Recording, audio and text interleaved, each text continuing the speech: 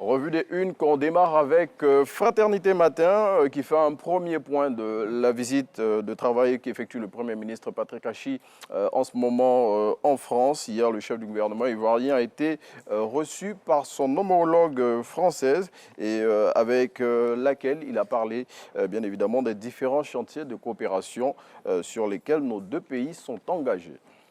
On reste avec Fraternité Matin qui rappelle en haut de page que c'est aujourd'hui que démarre le carême chrétien et comme à chaque édition, eh bien, les chrétiens catholiques recevront les cendres aujourd'hui et observeront 40 jours de pénitence qui déboucheront sur la plus grande fête chrétienne qu'est la fête de Pâques. On passe à l'Inter qui, à sa une de ce jour, parle du casse-tête chinois que représente le choix des candidats aux prochaines élections locales pour le PPA-CI et le PDCI. Et selon le confrère, eh bien, les deux poids lourds de l'opposition ivoirienne sont partagés entre présenter des listes communes ou y aller en individuel.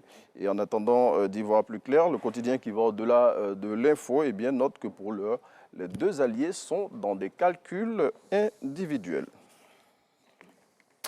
On passe au rassemblement qui fait état à sa une de ce jour d'une mise en garde de la ministre de l'Éducation nationale à l'endroit des directeurs régionaux de l'Éducation nationale et de l'alphabétisation. Cette sortie de la ministre Mariatou Koné fait suite, selon le confrère, à des rapports récurrents selon lesquels des élèves maîtres en instance d'évaluation en vue de leur titularisation sont rançonnés.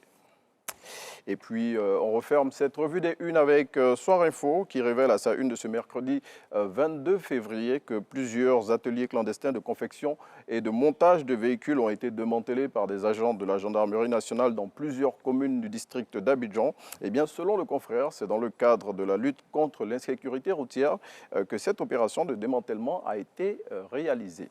6h53 en temps universel, après avoir refermé la revue des unes, on sort de la Côte d'Ivoire et c'est au Niger qu'on part pour Matin Express.